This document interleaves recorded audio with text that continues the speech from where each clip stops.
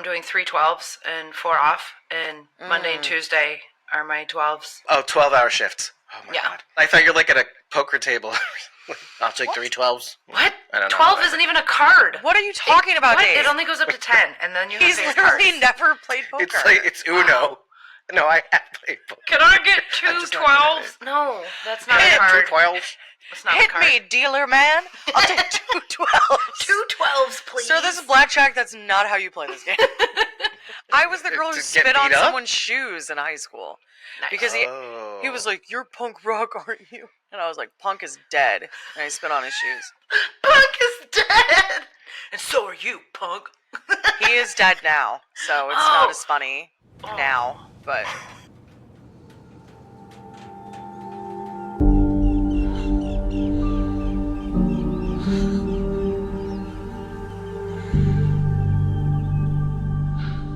We are Squawking Dead, a podcast pulverizing programs beyond the Walking Dead universe. Sometimes we give you news, sometimes we make you laugh, but most times we go deep. I'm your host, David Cameo. Hi, I'm CosmoMom09. And I'm Bridget. You can find me at ko-fi.com/punkybrewster. That's PUNKYBRUISETER. And we're here to talk to you about Silo's 5th episode of its 2nd season, titled Descent. Manic Dave is back. No, he's very chilled out right now. Well, housekeeping first. In case you haven't been paying attention, you haven't been subscribed to our YouTube channel, and you should. And our social media, well, you should. Because for the last few days, we've been announcing the persons of interest that we have revealed in our penny raffle for Helene Relief, whereby you donate $5 for a raffle ticket towards a specific person of interest, rather than you donating $5 and we spin the wheel and you may get somebody you don't want. All of this money that you donate on our Ko-fi page will end up going towards North Carolina Community Fund and Brother Wolf Animal Rescue. We've already revealed Cooper Andrews, who played Jerry on The Walking Dead, and Victor Vasquez on Shazam. Michael Satrazemis, executive producer, director of many of the Walking Dead universe spin-offs and the main show, whom you might love to have a chat with. Antonella Rose, who played Tracy Otto on Fear the Walking Dead's 8th season, and Little Gabby on Terrifier 3, in case you didn't know. We just announced Lynn Collins, who played Leah Shaw on The Walking Dead's 10C bonus episodes and season 11. By the way, extremely nice and very lovely to chat with. You are bidding for a 10-minute live call, which we will facilitate between you and these people. So go ahead, head on over to our Ko-fi page. You can donate $5 towards those 4 people so far. But if you keep paying attention to our social media, and actually, if you follow our Ko-fi page, we put the next day's reveal in advance on our Ko-fi page. So when you get notifications, you'll get that information right away. Before everybody else on the publics, I think you should be following our pages anyway, but here's a little incentive. And I hope you guys participate in this lovely thing that we've thrown together. Very low effort. We're in talks with more people as we go so that we can make more trouble for ourselves, but also potentially raise more funds for the residents and their pets of North Carolina. Moving on to this episode. The episode's titled Descent, without all the title Descent. As is usual, what is that in relation to this episode? Scent, I think, is what he's saying. He's saying scent. Scent. It's about smells. Descent. Yeah, Oh, scent. Yeah, we get you're it. making fun of my accent. How do you say it correctly? No, I'm just making fun of you, period. Anybody could say it and I'd make fun of them. How do you say it? Descent. Did I say it wrong? No. Descent? You say it the you're same. fine. I'm just making fun of you. But It's like what's the normal joke? making fun of you. You're the joke. She's just making fun of you. That's it. It's not Stop a big... flaring your nostrils, Judd Nelson. Can you hear, This is can you weird. hear me not- breathing through my nose? It's not funny when Even you have I to can hear explain it. it. I'm not methed out like last week. I'm just more like, oh, we're right here. Descent. Okay, so Bridget, hit me. He's got me again because you do this every week, twice a week. And every time I'm like, there's a couple things. They are literally trying to get to the down deep, Knox and Shirley and Walker and Carlo. There's also the descent into madness in the silo. as people become angrier and angrier. I would argue that Sims's career plan is taking a deep dive as well. The literal descent into the tunnels. Also, the descent into the maps. Oh, okay. Someone else talk, because I'm just going to keep coming up with them. There were a lot of literal descent, actual going lower places. Where they found Kennedy was much lower. And then he, in turn, talks about falling into the hole, yet descending further. I'm pretty sure the apartment Juliet finds out the truth is a descent in comparison to where she was. She had to go down to that apartment. And then she literally falls down. Yeah. We got good at Solo this. takes a tumble. It was heartbreaking watching Steve Zahn crack. Oh, yeah, that was tough. Every week, I'm like, I don't like that you make me do this. I'm never prepared. And then I'm like, bam, bam, bam, bam. I'm like a father training his daughter on a bike and to take the training wheels off. Ew. He's like, I hate you, Daddy. Ew. Yeah, I know. Stop. This makes me more right. Gross. Gross. You know what else? So what makes you gals right? Patrick Kennedy is alive, which is good. I called that for one. everybody. I called that one. And that scene with he and Billings is really good. There was another thing that you were right about. Of course, Holland being mad at Sims and not completely taking out his frustration on Sims. Again, Bernard is all about putting the needs of the silo above his own personal feelings, and yet still he denies him being his shadow. Let's stay here. Do you think it benefits the silo more for Sims to be Bernard's shadow? Because clearly Sims can play the game. Do you think he's taking a little bit out on Sims as undue? I have maybe a different and, in my opinion, more important question. Does the judge actually control the tower? Because when Meadows was judge, Knox and Shirley had that discussion about how everyone thinks Meadows was in charge. Obviously, they know the truth, but as far as the silo is concerned, Meadows was the boss. Is that or is that not true? Because if it is true, Holland just made Sims his boss. It would appear to me that whoever sits as judge is just a figurehead. It's kind of like Parliament and the royal family in England. The royal family still exists, but they're not the ones who approve things. The Parliament does. Yeah, they don't have a function. They can do something. But the public is aware of that. I think the people think that the judge runs things, which how would you not have put two and two together because she was drunk all the time? Well, and it seems like that position still comes with the power. I felt like that more applied to Meadows specifically, not the position. Because she was checked out, she wasn't actually running things. But I do feel like the position of the judge is supposed to run things and be the boss, because that's what everyone in the silo expects of that position. But we've seen historically the real power is in janitorial and IT, because they know what's going on in the background. Sure, I guess they could sign things and they can determine people's sentences and they can send people to the mine if they want. Well, there's an idea for Holland. Sorry. Anyway, distracted by potential things that could happen. By potential Dave Manic thoughts? Yes. Overall, it would appear that it's not real. Regardless, the whole issue is that Sims doesn't want to be the judge. This is not where he wants to be. He wants to be in IT. For your question, Dave, he wants it too badly and he wants it for selfish motivations. You're saying Sims? Yes. Yeah. So I think this is probably, although from an outside perspective, you're like, you should give Sims a job. He's probably going to be the best at it. Right. That's all I'm asking. He would be good at it. Yes, of course. But he wants it too badly. And that to me gives me that pause. The ick, as you said last week. No, that doesn't give me the ick. You give me the ick when you do weird things. Sims doesn't. He's common. Common doesn't give anyone the ick ever. It's hard to argue with that logic. Also, Rachel, please unmute. It makes me feel sad to not hear your delicious laughter. She's I forgot how. Okay. Hit the speaker button. Hit the speaker button. I just did it like 5 minutes ago. I forgot that quick. I appreciate that. Okay, fair enough. Common does not give you the ick. I give you the ick. Do you think Bernard is unraveling a little bit? You have to say the things because the audio. Well, I Oh have to yeah, we're think an about audio it. podcast. I know, Oh yeah, I have we're to- audio. I have As to I'm think like about it. furiously nodding my head, yes. Yeah, I think and, he is. And like that smirk, like, what are you talking about? That smirk, like, what? Duh, obviously. Well, you're dumb for even asking the question.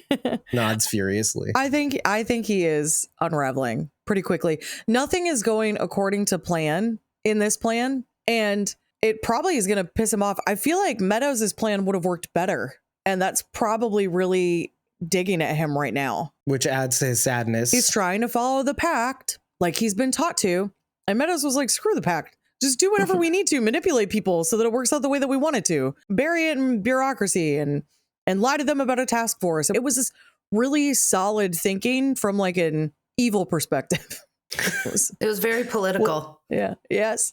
Truly. Well, and the pact was still her anchor. She was still working within the confines of the pact. She was just dancing. She was doing a little merengue around, tiptoeing outside the boundaries, coming back. The essence was still the same. It was all for the silo, but I would argue that the essence was not the same. She really was like, where are those people now? Like, they're all dead. How long ago was this even written? Yeah. Well, especially with the Billings and the syndrome thing, that clearly was something that they skirted around and made exemptions for and all that. Well, another thing you were right about. See, I'm doing the thing, guys. I'm doing the thing. What is this? The Truth and Reconciliation Commission? Where I'm basically saying all the things you guys are right about because I'm about to blow your minds and be right about everything else. No, I'm kidding. No, I'm just doing the Truth and Reconciliation thing because you guys were also right about seeing Lucas Kyle again really fast. Mm-hmm. Yes. One day in the mines and he's 24 hours. I wanted to see him in the mines though. See, here's the thing. Here's where I become the bad guy and say, you're never going to see the mines. I never. I really liked Bridget's theory about Juliet gaining access through them. I think that is strong. I think it's a strong theory. Even after the tunnel was I was just revealed going to say, to here's them? why I question that is because Lucas Kyle. he didn't know where that tunnel went. And if that's where the mines are, you would think he would know, unless he would know. Unless he was lying for some reason. I don't know. We don't know where the mines are. So I just assumed that they would be at the base. You would think that would make sense to me because you can't dig up. Could be out. Structurally speaking, though, maybe it would be safer for them to be further up and out. But if you're digging out, they're eventually going to run into another silo. Because we saw them spaced out that way. Well, they are far apart from one another, at least far enough apart. Yeah, but if you're spending their minds 5 would to eventually 10, touch. They would. They absolutely would, especially if they're down there digging for years.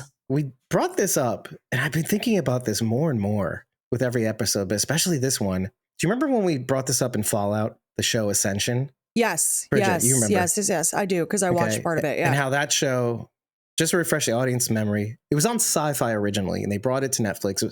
That should be a cancellation devastation, by the way. It's a little series that Bridget is trying to jumpstart again, which don't know if I had only one season, but doesn't matter.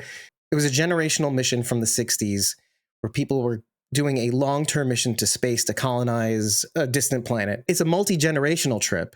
And so you have the captain's family, and then they grow up, and then other people want to do other things. And you have generations growing up to run this ship over time. It's the 2000s. It was originally done in the 60s, 2000s. You got, was it 50, 60 years later? And the reveal in the episode, at the end of the first episode, is that this is a simulation. They've been in a hangar for like 60, 70 years to test this theory out. Is he an Air Force hangar? A hangar. Again, we're making fun of the ways. It's a hangar. It's a hangar. Why are you saying hangar? Why are you hitting the hard G? Don't like hangar. Soften that G. A hangar. Hanger. A hangar. A hanger. It's weird. Okay, it's how you say it. That's fine. See? The ick. It came back. Yeah. Getting pooped on today. Oh. The hanger. You know what? I'm getting a lot of the soft duty today. I feel like. That's me. Soft duty. That's me. Would you say that I'm the hard duty? Yeah, anyway, you whatever. are. You are hard duty. That's accurate. And who's in between but Bridget? At least on my screen. Keep me out of this. The perfect duty. Keep me out of this. Keep your duty out of my mouth. Anyway. Oh, see? Too far. He always far. goes Making the one step episode. too far. Every time.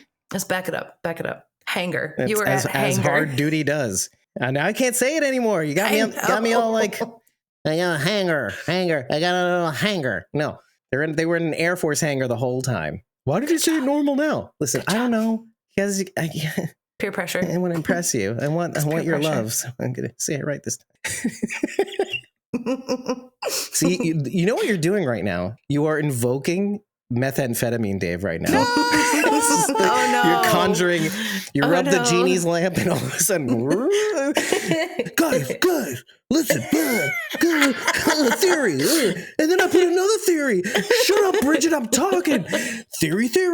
Anyway, This see, is it happened. exactly It how it happened. went. It did.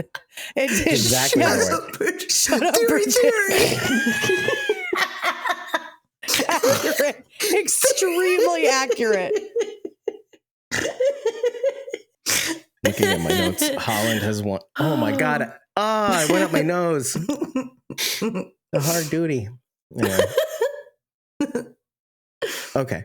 Ascension, yes. Hanger, yes. Tragic, weird. So in relation to this show, I keep getting this weird underlying feeling that some of that I don't like it. With the talk of IT having a separate power source from the outside, and also now additionally revealing that Judicial has its separate power supply from somewhere. I'm not saying I don't like it. It's exciting, but it's also a little overwhelming because for the past season and a half, you're thinking this is post-apocalyptic. And now I'm starting to think, is it though?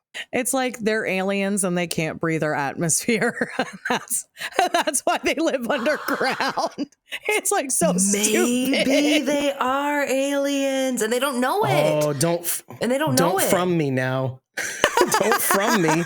Don't from methamphetamine Dave. I'm not even mad at that theory though. See, when he said outside power source, my brain just immediately went to solar power, some panels or something. Oh, that's fair. No, I went to like, they're all connected. Like suddenly I became ancient aliens and my hair got really big. You became hard duty.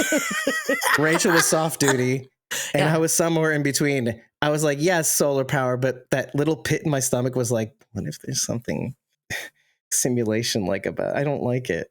I don't think simulation. Hard duty, Bridget. Yeah.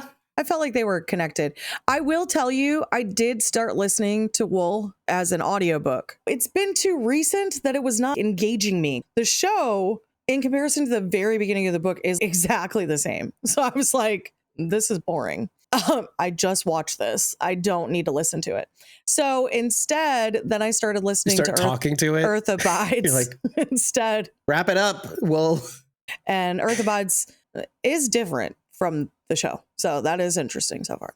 That I've heard, actually, yeah. Not in a bad way, just in like it came out at a very specific time in the world. And so there's some weird stuff in there that does not exist now or can't exist now. How old is Earth Abides? Just 1949 or 59. It's old. It's an old book. Wow. As you could guess, it was written by a man born in the late 1800s. So there is some cultural stuff that we no longer say or do publicly. That's interesting because of what the show is depicting. Same. Maybe it's like a thumb in the eye. Nope. Same. Oh. Kind of a niche commentary. I don't. This makes me want to read it, actually. Actually, yeah, I think it's going to be really interesting. Anyway, my goal is to try to get caught up with the episodes so that we can kind of do that. For Silo. For Earth Abides. Yeah. No, I gave up on Silo. So sorry, Silo listeners. Couldn't do it. That's okay. As I mentioned, the creators basically said, please don't read the book before you watch the show because it doesn't really go too far off the trail. And you will get spoiled on some things. Yeah, I would stop. I'm guessing that season 1 was probably Wool in its entirety, based on the name. Something about IT having its own source of power. There's like a vault that we are not allowed to see behind.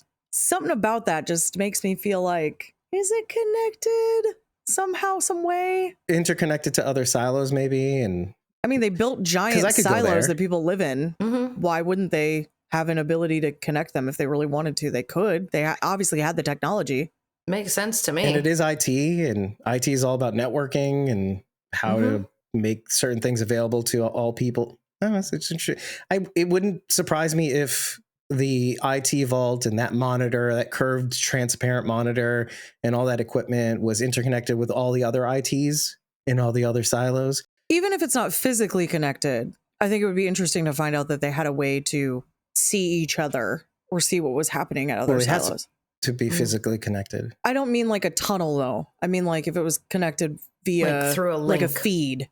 Yeah. Oh, through a network. Or a link. Yeah, that's all I meant. They click on the blue letters and then they can see into the other silos. Yeah. That's a youism. That's a youism that often doesn't come up on the show. It's behind the scenes thing. All your good ones are behind the scenes. The blue words. The blue words. Blue words. Do you mind if we go back to Solo and Juliet and that reveal and Tiny, Trina Samuels and Solo and Cole Myers? Because, man, Rebecca Ferguson's reaction to Solo losing it on her, that's a thing that I just want to be very clear. This is what I didn't want to be right about. This. Because I like Steve Zahn. Yeah. And it just starts to occur to me. Yeah, you had mentioned and that you guys made fun of me, and I was like, no, you don't understand. This is traumatic because I don't like seeing him this way. And clearly, Juliet went way beyond what I thought would be horrible. Her reaction to that was actually triggering in a weird way, just like kind of abuse victim mentality. Yeah, it's a mixture of her being infected, but also she'd probably never have been, aside from Raiders, talked to or yelled at like that in her life. I'd have to assume. She's tough. She holds her own. I'm sure there's some abuse that happens in the silo, but I would hope that their society kind of lends itself to weeding that out. And those are the people that are forced to walk, I would guess. I don't know what else you'd do with them because they wouldn't be able to stop themselves from continually abusing people because that's how abusers work. Props to Rebecca Ferguson because it was a very accurate portrayal. You could really feel it. And yeah, wholeheartedly. It was extremely triggering, Dave. It was very realistic. I did not like it. It made me feel really uncomfortable because that is how it goes. You just kind of shy away from it because they're so angry and you feel like, I don't know how they're going to react right now. So I just have to agree to whatever it is that they're saying in this moment. Well, because you don't want to make them more angry. Yeah.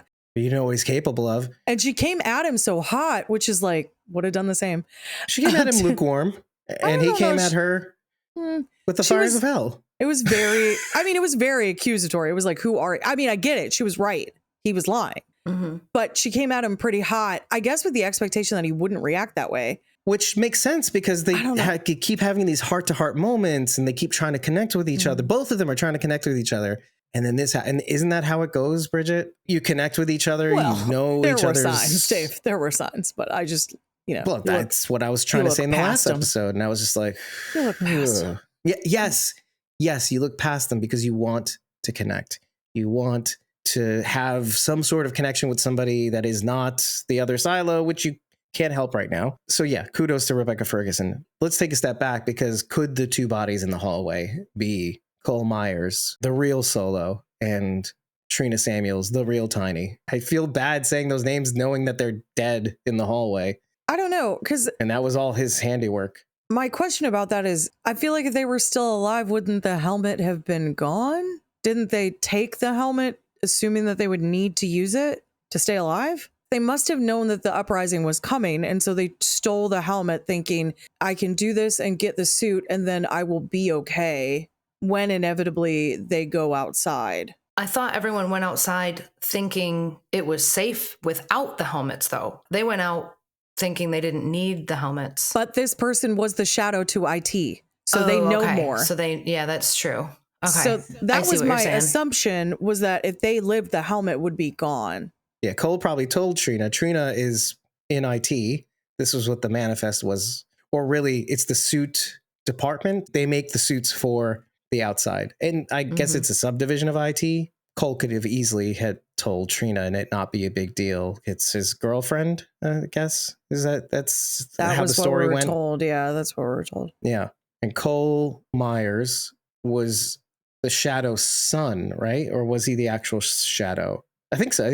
Cole Myers was technically, he's Solo. He's the Shadow's son. And we don't know who Steve Zahn's character is. He's not Solo. He's not Cole Myers. No, this cannot be true. But a part of me thought, in my head, I keep coming back to the story about the guy who swore that he would never clean, but he did. And to me, I'm like, is that the guy? I don't know why I keep coming back to that story.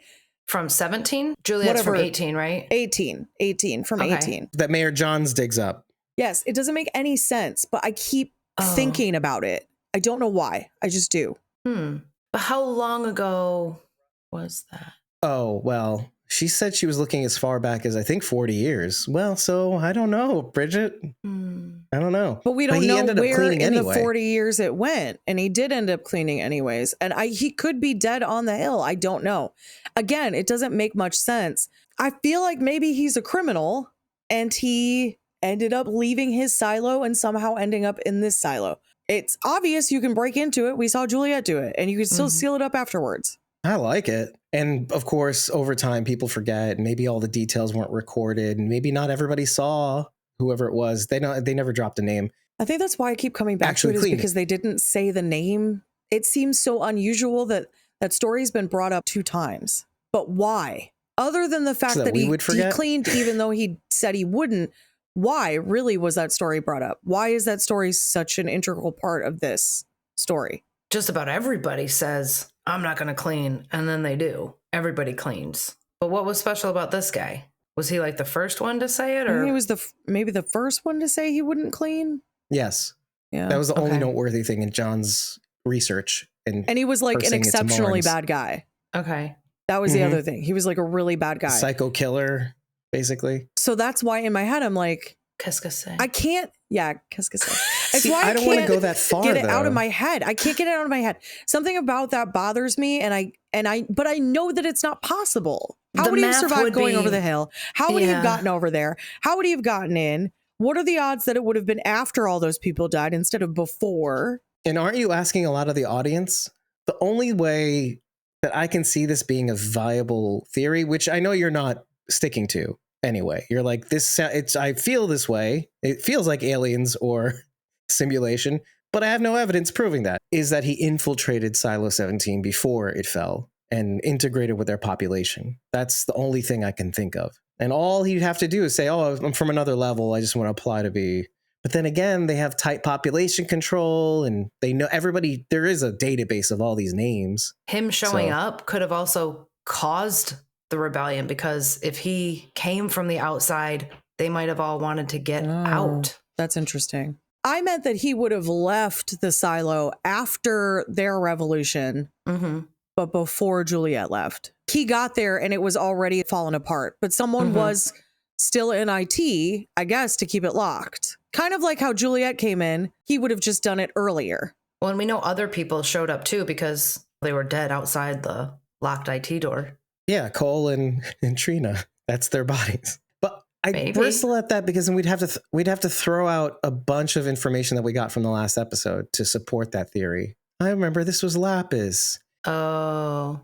Let's just say he's trying to be Cole Myers for a hot sec to kind of feed your theory. But he acts like a child. He's in Arrested Development. He has this memory he doesn't have to say out loud. He's talking about the circus. Something doesn't feel right. Yeah. He'd have to be an 11-year-old psycho killer. I mean, maybe. I've met some 11-year-olds who are capable. So wouldn't Johns make a note of that? And he was 11? No, never mind. yeah, he'd have to be 11, and that would be a very noteworthy thing for Mayor Johns to say.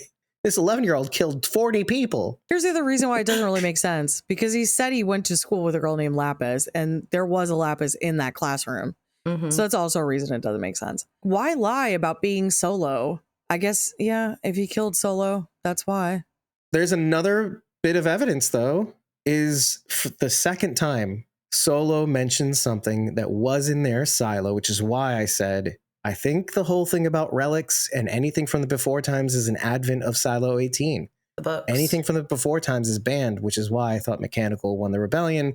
And in order to airtight another rebellion, well, we have to get rid of these before times relics. We don't want people knowing about the world as it was, because then they'd be determined to poke. Anyway, Silo 17 had 20,000 Leagues Under the Sea. You can read it, not just see it. They had the right Romeo and Juliet. What is the name? If not a rose, smell something is sweet. Whatever. Blah, I don't blah, remember the blah. exact line. But she's like, wait, who died? At the end of Right. Romeo and That Juliet, was they shocking. didn't die. So this gives you more evidence that Silo 18, the whole relics thing, that's a Silo 18 thing. A little Silo 18 special. Whereas Silo 17, they generally knew about the world. Maybe it was even a choice to not make certain technology available. And this is something that many communities today say. What do you call those communities? The ones, the preppers? They're like, well, we're not going to have certain technologies in our camp when the apocalypse happens. We don't want to repeat the same mistake. You know, like, and I'm doing the typing motion because that's what they say online. We don't want to make the same mistakes. I haven't heard a ton of that. Honestly, a lot on of their it is computer. the belief that if the world were to fall apart, that it would be done through some sort of calculated electromagnetic pulse, which would result in potentially you losing access to a lot of technology.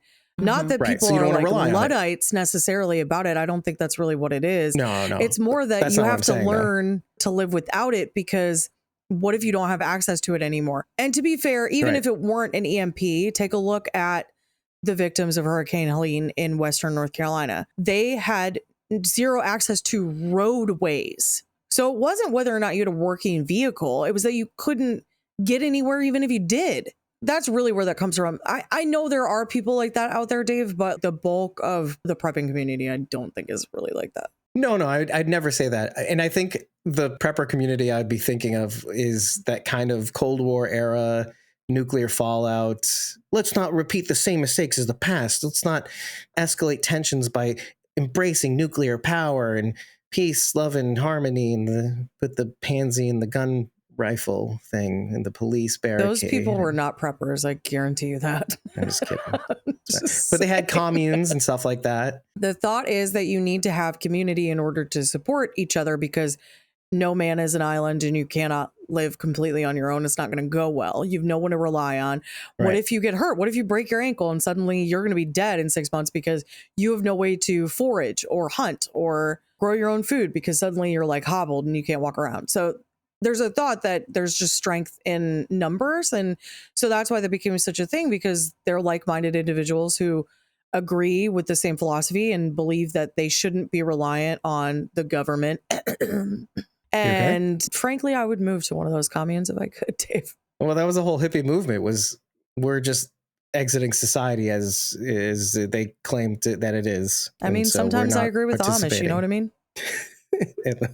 and the Mennonites and stuff. Yeah. I get that. As I'm on TikTok for 5 hours a day. Scroll. I wish this was my life. No, so that's Silo 17. That's Silo 17. So Silo 17 opted with full cognizance that, okay, yes, the culture, beautiful. Let's keep that. The harmonium, circuitry, maybe let's dumb it all down. Let's not invent crazy high processing power computers and electronic organs. And so like, well, why don't we keep some things practical and steampunk? Just keep us grounded and connected with one another. For the aesthetics. Which is a thing. Yeah, well, maybe even for that too. The point really is that Silo 17 and maybe all the other silos are not like Silo 18. Manish Shana, as we would say in Hebrew during Passover. Why is this night different from every other night? Sorry. Because you had to It's a Jew spread the joke. blood of the lamb, Dave. And more, and you keep going down the list. That's the whole point. Anyway. I'm very curious as to why he took on this persona. Whoever Steve Zahn really is, he doesn't like himself for some reason. And that's why I was he about to say this. took on somebody else's life, really. It's weird though, because didn't he take on the life of a person who would have been an adult when he was a child? Yeah, that's what it seems like. So it could be someone that he looked up to. Solo was old enough to have a girlfriend, though. Mm-hmm. And based on what Juliet says about that grade level, he would have been tops 11 or 12 years old at the time of the fall. Side note, I had a girlfriend in first grade. So how about that? I guess, Dave.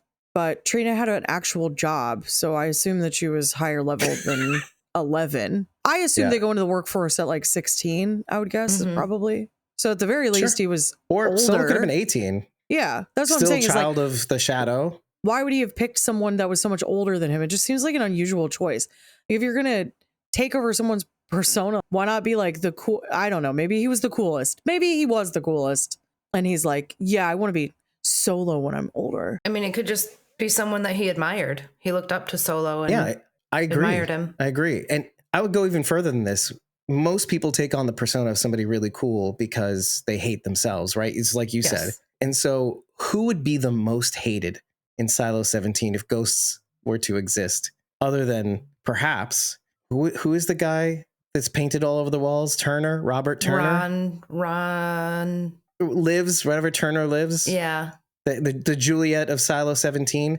He'd have to be 11 years old, and maybe that was his father. Yeah, but that wouldn't explain why he hates himself. Well, if his father's responsible for the silo's demise by not cleaning and putting lies in the dirt, and then the rest of the silo put lies on the screens, and his father's responsible for the death of everybody. I'm making a leap, obviously. I know it's a big leap, because then it would be more about distancing himself from his father, but everybody there still knows who he is. Well, everybody else is dead, except for Cole and Trina, who escaped into the vault. I'm just going to say Steve Zahn for the sake of this conversation. It's fine. I accept that. Yeah, was a child. Let's say Solo and Trina were in the IT bunker during the fall. The rebellion happens and they're like, screw this. We're not getting caught up in this. We're going to go where it's safe. And then everybody's dead. And then all of a sudden there's this tiny little knock on the door and it's little baby Steve Zahn. and he's like, help me. And they're like, oh no, small child needs help. And maybe they took him in. And then he murders them. And maybe something happens. Well, 40 years, I can see it happening. What you're doing is you're getting the key codes on the chalkboard in your classroom that you grew up in, and then you're like, why won't they let me in? I have a job to do, Solo. The real Solo says, and I can't let you in. Oh, that's cruel, isn't it? That's so cruel. And he's writing the thing on the wall. I'll get in eventually, and his rage builds up, and it's his sole purpose. It says we'll get in eventually, doesn't it? Maybe he had another personality. So we're talking about more than one person for that situation. Maybe. I have a question, because I mentioned that if it was Solo and Tiny that ended up, that a helmet wouldn't have been left in their apartment. But whose apartment was the helmet in? Because it wasn't in that apartment. It was in the other apartment that she goes to. Right. Good Whose call. apartment is that? It was not Tiny's apartment? I don't know that it was. No, that was So the maybe first it's one. another employee of that department, because there were 3 employees listed. Right. Okay. At the top of the list of suspects that stole the helmet. Anyway, just want to say that. So Solo and Tiny might not have been in the vault or had anything to do with it really at all. We don't really know. Unless they knew that something was going on. Well, Solo did, because he was potentially informed by the shadow. Told his girlfriend, and his girlfriend got a big mouth and said something at work. Well, here's the other thing.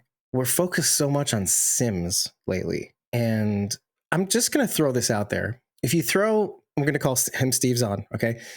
If you transpose Steve Zahn to Sims's boy, right? Because we're talking about children now. Mm-hmm. And Sims has that story about his own father being the janitor and in the listening station and getting back at his abusers, his bullies. Just because he knows things, he has listeners like, I'm going to track down my boy's bully again, which is interesting because, side note, he put the needs of his boy above the needs of the silo by monitoring his bullies. Okay.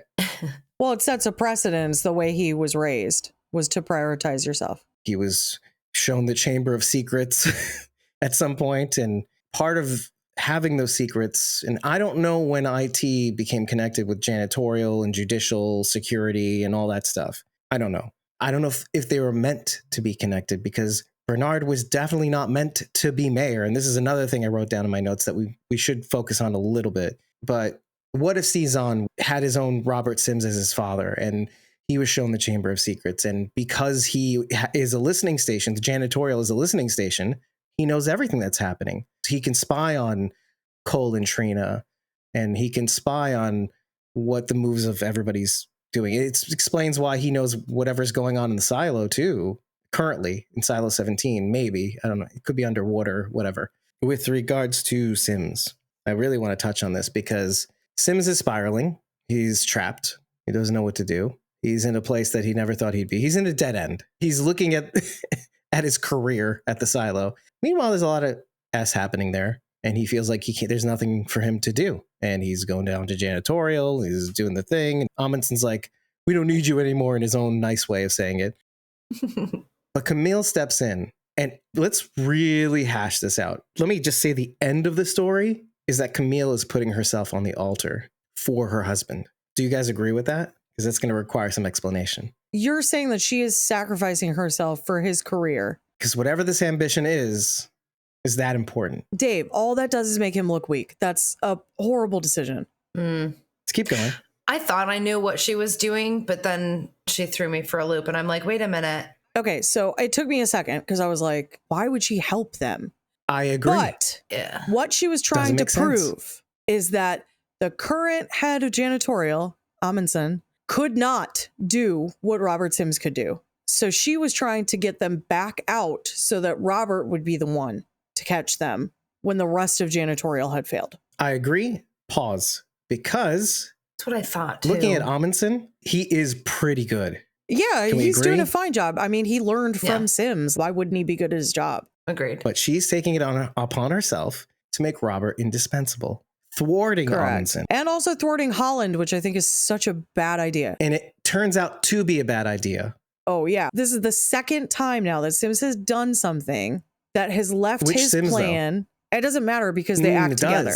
It doesn't, though. Not really. It does. It does. It does. Hold on a second. Because what is said at the beginning of this episode is that Holland doesn't really know that it's Robert Sims. He's assuming it's Robert Sims. He doesn't really know, but all signs point to it. It's the hallmarks. It's all the things that were done. I think what Camille is doing is purposefully getting caught, because she ends up getting caught on camera, because Amundsen, clearly doing a great job with judicial security, says, oh, it was a retired raider. We've heard that before. A retired raider who brought Knox and Shirley to level 73, an apartment on level 73, until the cameras went dark. And then she knew that there would be questions. They'd be looking all over for her. I think what she's doing is saying in not words, this is all my plan, not Robert's plan. She's throwing herself on the altar to make Robert not only indispensable, but also to further the goal that they both share of him getting to become the shadow of IT. I get that. I get what you're saying. I just think it's dumb. All that makes him look like is that he's an idiot. So you don't know what your wife is doing, and she's doing a bunch of shit behind your back. But can we agree that that's what's happening? It doesn't make any sense, Dave. It's so stupid. Sure, fine. That's her plan. It's so dumb. So it's a dumb plan. She's doing this all behind your back, and you're so stupid you didn't know. And then also, how did she get her information, dude? Did you give it to her? It just makes him look dumb, like 3 different ways. That's why Holland's mad. He's mad that she was looped in. After they had the discussion about how much he tells her, too. Yes. She's caught, and now Robert is the judge, and he's going to have to pass sentence on his own wife. Ooh. And it's going to have to be harsher, because otherwise people will accuse him of playing favorites. So. Mm-hmm. Assuming they make it past this moment, but let's assume they do. Yes, you're right. And she would happily take that sentence because it throws the stink off of Robert. And it would be equanimity too, because for all intents and purposes, Meadows was Holland's person. And so the equanimity would be, oh, if you can sentence your wife for going behind your back and making all these things happen to Meadows, this is what Camille Sims wants Holland to think, then you can be trusted to be IT shadow. And he would still be doing his job as judge, just like Meadows. This has been my question the whole time, though. Why are they so invested in prioritizing this one job above everything else, including the life of their son? This was my question last week, too. I don't understand. Why does this mean so much to them? Being the shadow? Yes. It's the only goal that they have in mind. Their son doesn't matter. Her life doesn't matter. It's like all that matters is Robert becoming the shadow. It makes no sense. It makes no sense right now. And I feel like we're going to get closer and closer to why that is soon enough. Because listen, you've been making the assumption all this time that this is for personal ambition. This is personal. This is Lady Macbeth and the husband Macbeth, the soldier. Maybe not. Maybe this is for the good of the silo. And maybe this has some sort of connection to Salvador Quinn and the rebellion of Mechanical that won. This me making an assumption. It could have everything to do with that. And it could be a generational thing. Every generation remembers or is taught to remember, kind of like their own little Flamekeeper society, what happened that day. And here, you need to get in here so that you can undo what was done, let's say. I don't know. But it could be more than just personal ambition, is what I'm saying. Sure. I mean, we talked about that last week. Maybe it does have something to do with them releasing the truth to the people or whatever. But as of this moment, it just seems really dumb kind of all around. I don't like it. It seems very risky. It's a long shot what Camille's doing. I'm going to say it. Sorry, Bridget. She's putting the stank on her rather than on Robert. I hate you. Robert's helpless right now. I really thought she was going to stick them in the plumber's closet or whatever, and then tell Robert where they were so that he could go find them. Right. Didn't we all assume that? Yeah. But no, but why not? know Why now. didn't she do that? I mean, if she wanted to make him look good, that's exactly what she should have done. Then Dave is right, and this whole plan is idiotic. Well, no. So I think her main plan is to thwart Amundsen, at least for now. If you make Amundsen look like a dildo, it makes Han look rash for throwing Robert Sims' baby in the corner. Like, oh, maybe I was too harsh. Maybe. Nobody puts comedy in the corner. With the combination of Camille Sims having had the machination of putting Meadows into this impeachment mode and it not being Robert, because he doesn't know for sure. It's all the hallmarks of Robert, but he can't prove it. If you put all the stank on Camille, you make Amundsen look stupid. Oh, Robert's just an innocent victim in all this. And he's been serving me faithfully throughout. He's done everything I've said. He did the hecklers thing, just like an expert, just like Stravinsky, just orchestrating all that. I unfairly accused him of killing my love or making me kill my love. It could work, but he'd have to pay the price. And that price is sentencing his wife to clean. Sending his wife to the mines or to the mines, right. Yeah. Yeah, this is one of the things where clean. Dave's probably going to be right, and I'm going to be really angry about it because it's stupid. But it makes sense. I get it, though, yeah. It's really just about understanding what we're seeing. Whether it works, that's up to the show and up to you to say, is the writing on this part maybe not so great? My head hurts too much to... I don't want to think about it anymore. Yeah. Let's add one more thing to the pile. I just said my head hurts. No. No. I think this is very important. Ace of the Plumber is clearly scared of Camille. He said as much. She's quite the raider, this one, until she decided to retire and be a mother to the silo. Interesting choice of words from the pact. But this is something we've brought up infrequently when we've talked about Silo, is that Robert is the boogeyman. But then I go back and forth on that because he is very charming and he has his charisma to him. But then when you look at Camille and the people's reaction from Camille, I feel like she's been the boogeyman this entire time. I worked for him. As he reminds me often. Meanwhile, she is the monster. She is just his id running about the silo, making people terrified in his name. Maybe they had the wrong Sims that everybody was terrified about because they both have the same last name. Maybe. Just figured I'd throw that on the pile. I want to talk about the contraption, Dave. The winch? It had a name, but I keep calling it the winch in my notes. Can we all agree that they would have died a la Gwen Stacy and Spider-Man? Yeah, we're talking broken back. Well, spinal cord severing. Yeah, for sure. Maybe. They were going really fast. That was not a slow descent. No. Well, yeah. Let's do some quick math. Gravity. What is it? 9.2 meters per second? I forget. Right. And depending on what? Whatever. Fast. So they were at level 120 when they deployed the winch, which is interesting. They made it yay far. They were spotted on level 92. They went down to 120, and clearly it didn't go all the way down to 144. Right. But it got past the barricades, which were on 130. So somewhere between 130 and 140, let's say, is the sweet spot. On the high side, 20 stories. On the low side, anywhere between 10 and 15 stories. Is that enough? It looked dramatic enough, their jump from 120 to feel like, yes, that could cause some serious damage. And it probably did.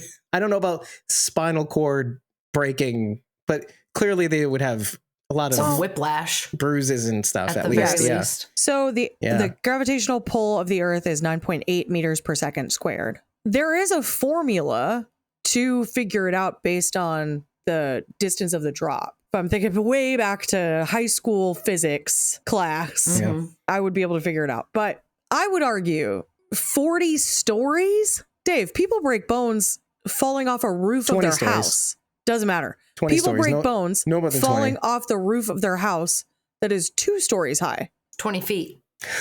It depends on a lot of factors like the tension of the rope and Well, and while you can say, okay, it's rope, so they're not falling on earth, which is It was a cable. hard ground.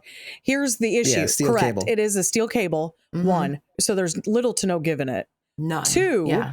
all of their weight is then landing on the cable, which arguably could pull through them. What was it attached to? Because I saw them put on like little diaper harnesses. yeah, it was like a So cloth. it would almost rip through whatever the cable was connected to. Maybe not them. If the cable was wrapped around them, yes, it could have like. No, the cable wasn't ripped wrapped them in around half. them. Yes, I Right. see what you're saying. But I it see what was you're saying. wrapped No, it was through connected to the- a cloth harness. The harness Yeah. that was on them, it would have ripped through that. It was a cloth harness. It wasn't made of cloud. Like, it would, do you know what I mean? Like, it No, doesn't.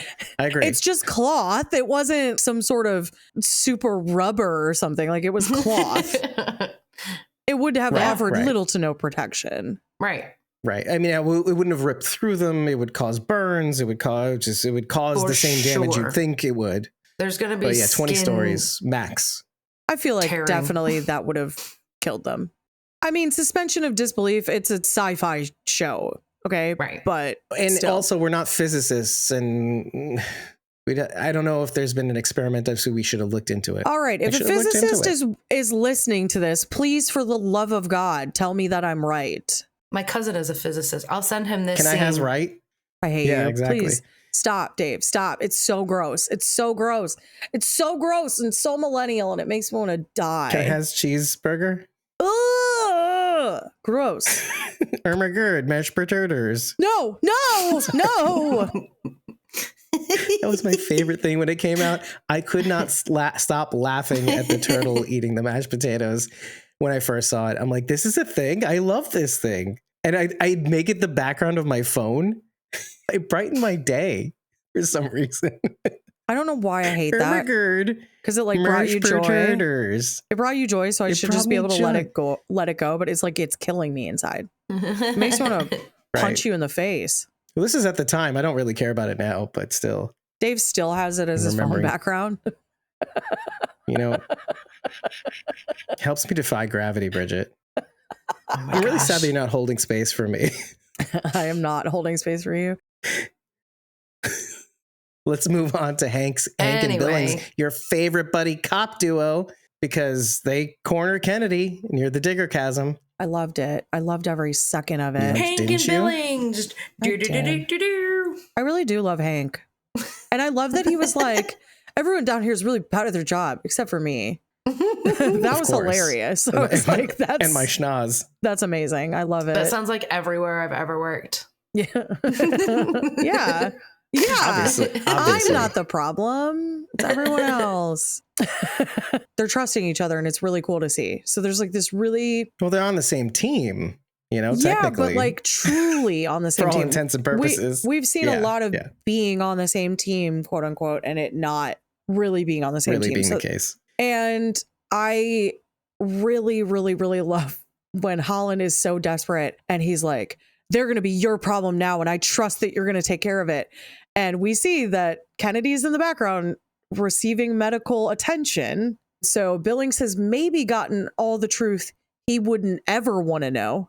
And he says, of course, the silo will always be of the utmost importance and priority to me. That could not have sounded more fake, and I loved it. And I was like, yeah, man, join the revolution. Yes. Yeah, by the way, throughout this episode, I'm like, oh, that's where Bridget would say burn it down. That's where Bridget would say burn it down. That's what Bridget would say. burn Viva it la down. revolution. Yes. For a libertarian, I'm starting to doubt you. What do you mean, Dave? Let's move on. Why would a libertarian want government, Dave? Who's the real libertarian here? This is why we're fractured as a party, Bridget. Our tent is so wide, there are no walls. For real, it's hardly a roof, honestly. It's more just like a big umbrella. Like a ramshackle lean-to in the woods somewhere that a prepper built. Clearly. Poorly. And they couldn't decide on whether to use wood or steel. So like one guy over here used a wood pipe and the other guy used a steel pipe. And one guy doesn't believe in either. He's all about plastic for... Anyway, let's just keep going. But I love what led Patrick Kennedy to trust Billings. That was the treat. He carries it on him. That is crazy. I love it. Because he too misses Juliet, I think. It's the broken glass too. It's kind of like when the glass is broken, there are some people who try to put it back together. And maybe that's a little of that you're trying to piece together what you thought was real. And that's all you know. And he's going through the motions.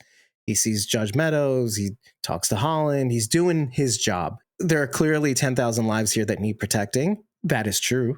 But I can't not know what I know. And so he keeps it on to kind of rationalize, well, how do I act in the world now that I know this? It's a tough line to walk, too, especially for someone like him who really was into the pact. And what I also liked about this episode was that we actually get the full name of the pact. The pact is just shorthand for the pact between the founders and the silo. The copy that he's reading with his hand shaking, catchy, is signed by Judge Meadows. What a dweeb. You see her signature at the top. What an absolute dweeb.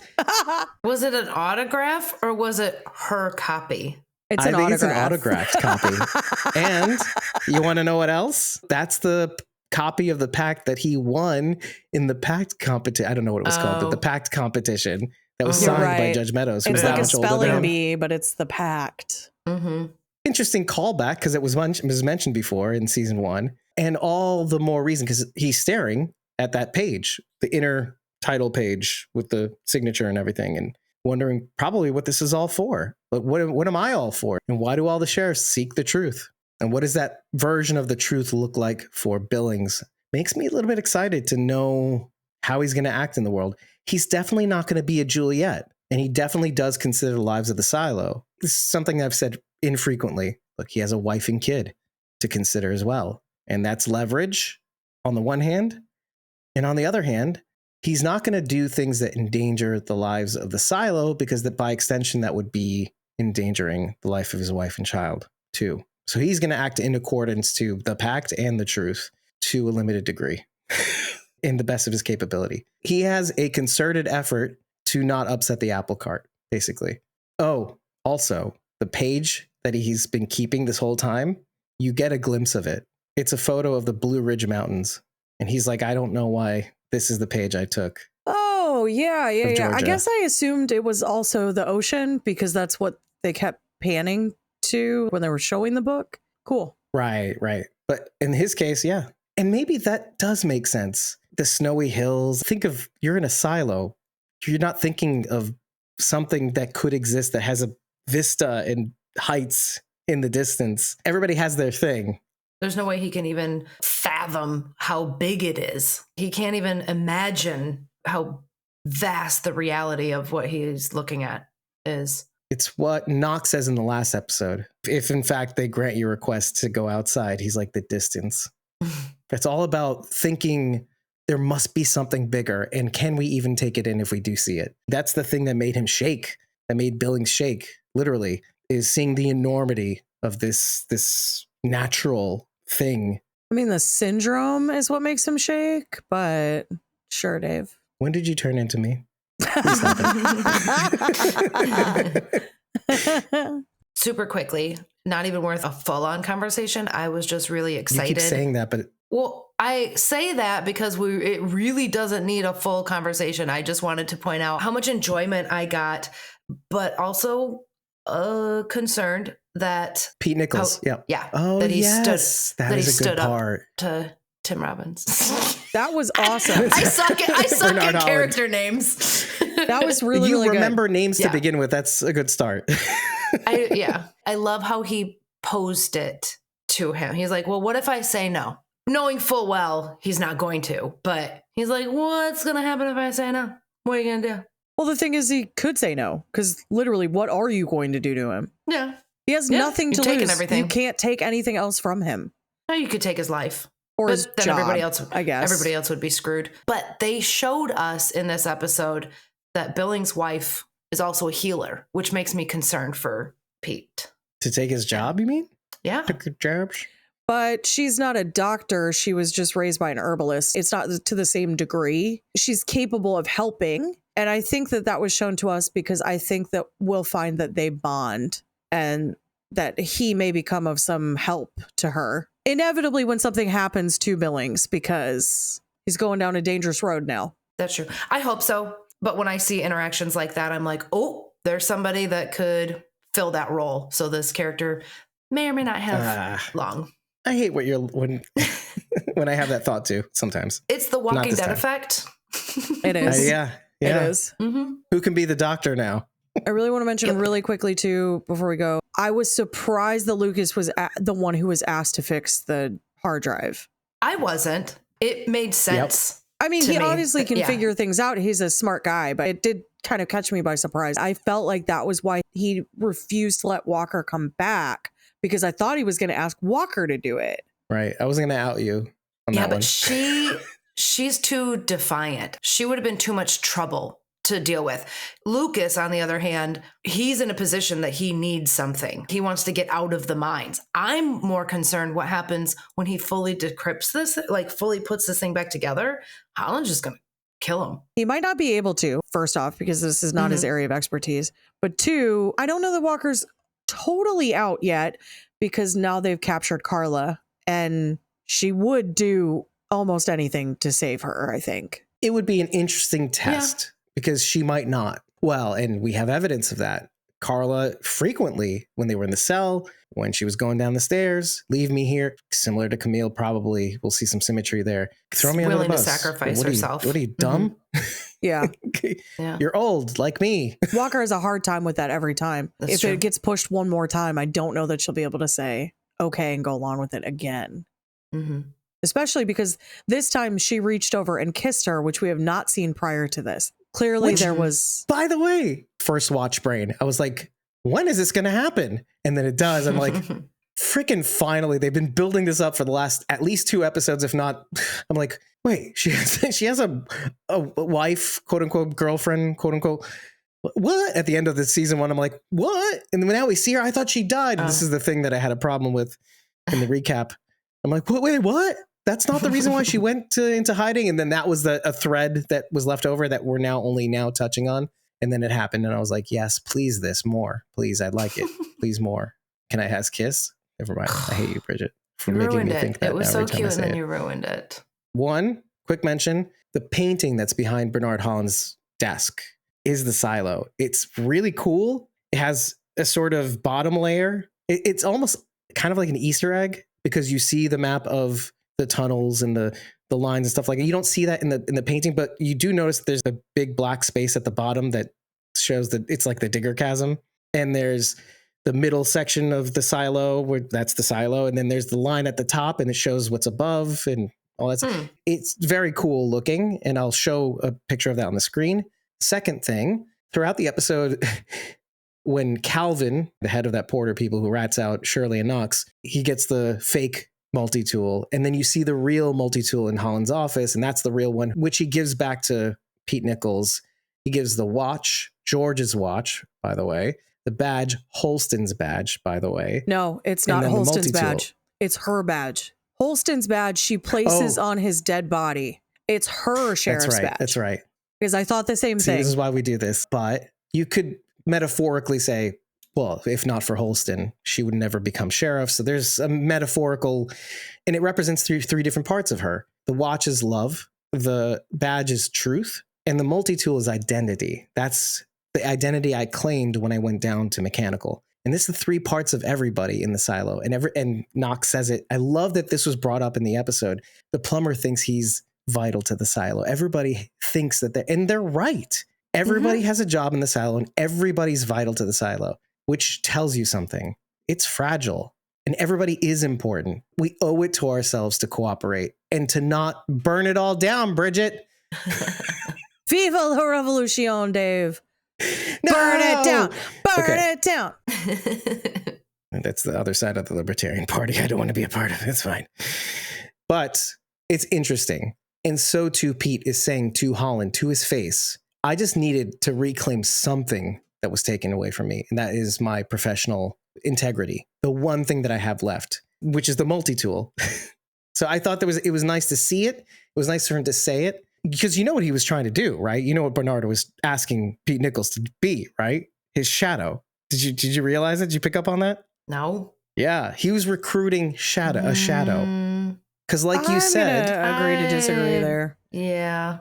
okay. Well, I'm glad I said something He because needs that's what to I find felt. a shadow, but I didn't think that was. You where don't that think that's conversation what he was going. asking him about? The higher calling? No, There's no. no way he needs someone compliant. That is not Pete Nichols. I think he figured a broken Pete Nichols would be a perfect candidate. He seems to be picking up broken people like Lucas Kyle to fix the hard drive. Robert Sims, he's too aggressive. With that theory, he should just ask Avi to be his shadow. Lucas. And maybe Lucas he Kyle. will. Maybe. Rachel, you've done it again. You've done it again. Why On not? accident. Why not? He seems to know so much on his own and figuring it. Effing Rachel, I would have never thought of that had we not said something. And then, of course, what are we? Lucas Kyle, 7-year-old little boys. Bernard Holland is talking about after one day in the mines. Lucas Kyle, it's hard work. Imagine 5 years of that work. You're not making it through that duty. He says that's hard duty. And he said, well, I've got some soft. He says it in the same breath. He says, the mines is hard duty. I'm going to offer you some soft duty. And Rachel told me this right after she watched the show. She said, it's the only takeaway I had from this episode. Oh, no. I texted you after the line was delivered. I was still watching it. Wow. I can't wait to tell you about the soft duty. And I just put, he said soft duty. And at first, because I had seen the episode already when she told me this. So it took me a little while. And I'm like, and I'm watching for notes. I'm like, wait. You mean Silo? Question mark. And then I lost it. I'm like, oh my God, you toddler. I am. And then it was simultaneously magical. There was no explanation. That was all I said. He said soft duty. I know. I had to piece it together. I knew you would. I had faith. I knew you would. And then it would be even funnier to let you figure it out. It was, and it grows. It blooms, much like soft duty in a toilet. Oh my gosh. Well, if you like what you've heard, leave us 5 stars and a poo emoji. Poop emoji. It's all we need to know that you love us. But take a moment to tell us what you liked, tell us what you didn't like, tell us what we know we might have missed. We know, but we'd like to hear it from you. But just remember to tell us after every single episode. And if you really like what you've heard, consider merely following us on either Ko-fi or Patreon so that you can get our recording schedule updates. It's free to follow, free to join us in these closed recording sessions.